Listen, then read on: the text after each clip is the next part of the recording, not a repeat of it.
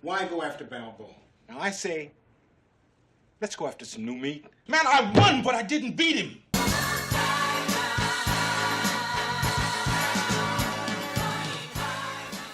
Rocky 2. So I realised when watching the beginning that there are certain things they keep bringing back in each movie that are like running themes, and at the start of this movie is basically a replay montage of the end fight of the last movie. Some of the movies just tend to play verbatim the entire fight of the end of the last movie before they actually get on with telling the movie they filmed. Sylvester Stallone's voice is so funny in these films that you can see why so many people have like impersonated Rocky. Adrian!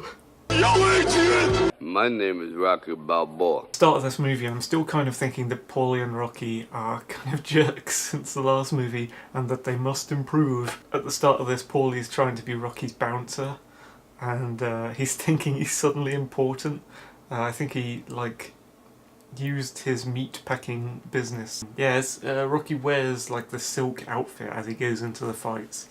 I think he had like the meat packing industry logo on the outfit, so the fights are actually promoting that kind of butcher's business. And it sort of ties into it as well, so it's kind of good business idea because Rocky's always going to the carcasses in the meat store and just hammering the shit out of them.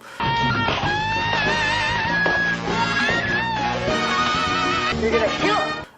Often being filmed by a TV crew doing it. So that's the end of the Rocky Apollo fight from the last film, but you get to see what happens afterwards, and they're both in wheelchairs, and someone goes up to Rocky and goes, "Rocky, do you think you have brain damage?" And he's like, "Oh, I don't know, I can't see any."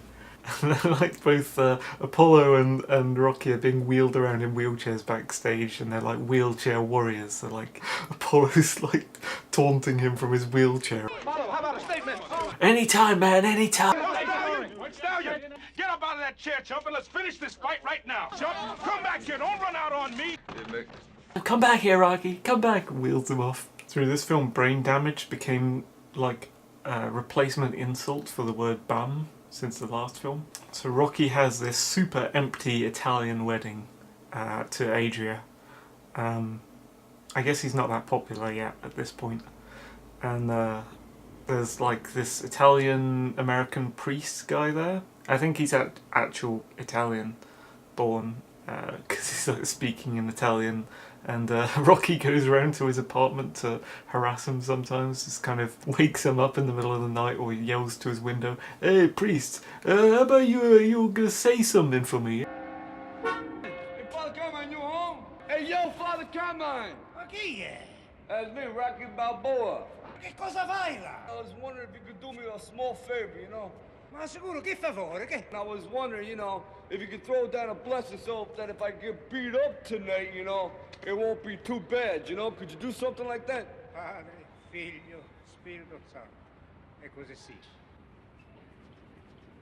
Thanks a lot, Father. Listen, I appreciate it. I gotta go. I'm so late. Say some in Italian for me so I have motivation. Just turns up at his house at really odd times of day, asking for blessings. The loan shark guy turns up at his wedding, like chasing him up on stuff, and I'm like, oh, they should really turn that into a storyline where Rocky like tries to get out of his ties to like organised crime and stuff, but they didn't really do anything with it. I think the loan shark was like, "Hey Rocky, maybe you should invest in condominiums," and Rocky's like, "Oh, I don't know, I never use them."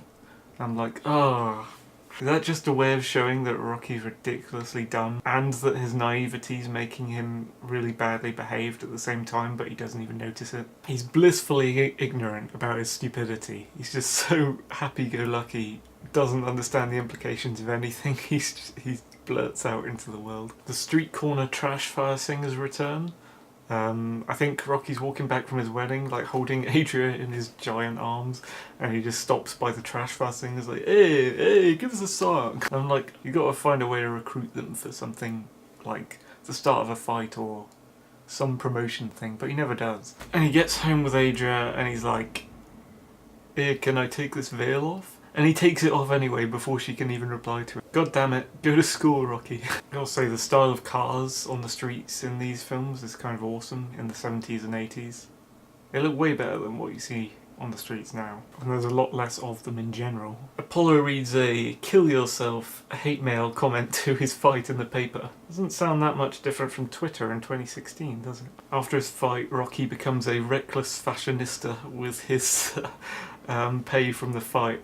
And he spends his winning money on this car and all these watches in the watch shop. He's in the park walking with Adria and they're like discussing having a baby, and Rocky's like, "Oh my god, this boy, he'll be amazing. Oh wait, what if it's a girl?" Jeez, dude, improve. He goes to this weird kind of advert filmmaker guy's studio and they dress him up as Tarzan. The advert filmmaker guy is really highly strung and stressed out for no reason, just like screaming at Rocky to get the lines right and like going, "Oh god damn it." And Rocky goes to this place to get a job that isn't a boxing related job, and he's wearing this suit that just looks like something Postman Pat would wear. He's like wearing a weird blazer, like light blue blazer with like dark blue stitching, if I remember rightly. You'll see in the film anyway. It just looks awful. I like that the butcher manager in Rocky 2 is Sharkey from James Bond License to Kill, if you've ever seen that. Same actor. So Rocky gets a job at the butcher's / meat packer's place, and it just seems so dilapidated. I don't know how people stand it. It just seems such an awful job to do. And he gets laid off by the black dude in charge of the meat packing place, and it's the most civil being fired from your job scene that I've ever seen, I think. It's like, "Oh, you're fired, mate. Have to let you go." Rocky's like, "Really? Oh, alright." Like, no stress on either side, they're both being super civil about it. At one point, Paulie's harassing Rocky about like asking him what he's doing with his sister, and he's like, "If my sister gives you a hard time, break her teeth." I was like, yeah, thanks, Paulie. In the modern age, that'd probably be a joke, but coming from you.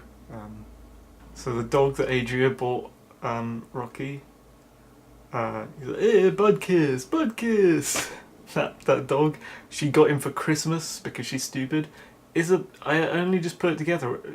It's a boxer breed dog, and he's a boxer. Oh, perfect. Oh. Rocky's talking to Mick in the corridor about having another Apollo fight. Mick's always on and off about whether he should do fights. He's like, "Rocky, you should do the fight. Rocky, don't do the fight. Rocky, you should do the fight." And he's like, "What would Apollo do to you?" "He'd hurt you permanent." Yeah? Well, maybe it's you who ain't got it no more, you know that? Huh? Yeah, that's it. You didn't even see that coming, did you? No. Well, that was from a broken-down pug like me. Well, he'd hurt you permanent. At this point, like, Rocky and Adria share a moment in their apartment where Rocky's like, "Don't ask me to stop being a man." And that scene seems to be the actual scene where Rocky and Adria's connection begins, as far as I'm concerned.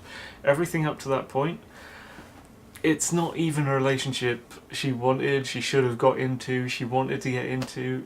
It's kind of like getting into a relationship with someone who can't stand up for themselves without their permission, kind of forcing them into it, forcing them into bondage, like some slavery thing. But from this point on, you start to see a more natural enjoyment of spending time with each other that they have, even though there are even more scenes later in the films that show that she shouldn't have got into the relationship at all, as far as I'm concerned. There's like a press conference here, and it's interesting watching all the old gizmos and film cameras and customs of the 70s. It still fascinates me watching older movies to see that sort of stuff. It's like when you see a computer in a 1960s film like Apollo 13 and they've all got these big chunky buttons on them and stuff. It's really interesting to see how far different everything is from the modern day in terms of look. They hold this press conference with Rocky and Apollo, and Apollo's coming off as really aggressive and trying to humiliate him, like, "This guy won't stand a chance, I'll beat him." And Rocky's just like coming across as like really likeable and kind of endearing, and he doesn't know the game. He doesn't know that he's trying to show his opponent in a bad light at this press conference. He's just going, "Oh, you know, well, I might spend the money on a better life. I want something done to jar at this man's pride. You realize if we use this humiliation tactic, you're setting yourself up as the bad guy. I want the whole world to see me destroy this man after 2 short rounds. The whole world's gonna see the real Apollo Creed. Lightning fast and hard to catch. No playing, no jiving, just business. I don't know, he looks pretty mad. I'm gonna drop him like a bad habit. I gotta pay the rent, you know.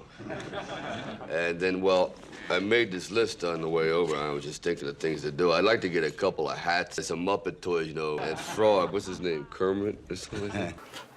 Like he's like his dumbness is just really likable to everyone at the conference, whereas Apollo's aggression just comes across as not what they want to hear. There's a funny bit where Mick is giving Rocky pep talks and he goes, "We need greasy fast speed," and it cuts to a shot of him holding a chicken.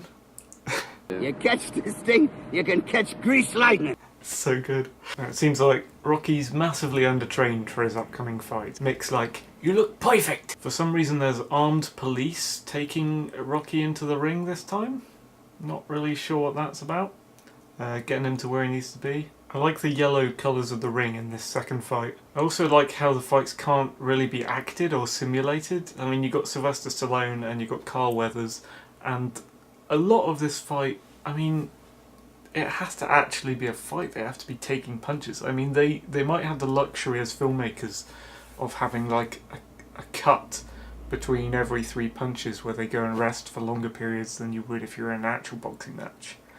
And I'm sure a lot of the bruises and stuff are actual like makeup effects. They go in the back room and they get the continuity guys and the makeup people painting on the fake blood and bruises onto them. A lot of the actual like shortcuts of them fighting for a while must be actually kind of real. Something occurred to me while watching Adria at home, watching him on TV at the boxing match. God, can you imagine being the partner of a boxer and then having to watch them leave the house and then see them on the TV bleeding? The second fight here is more engaging than the first fight, despite there being montages trying to interrupt the action. You're gonna kill him!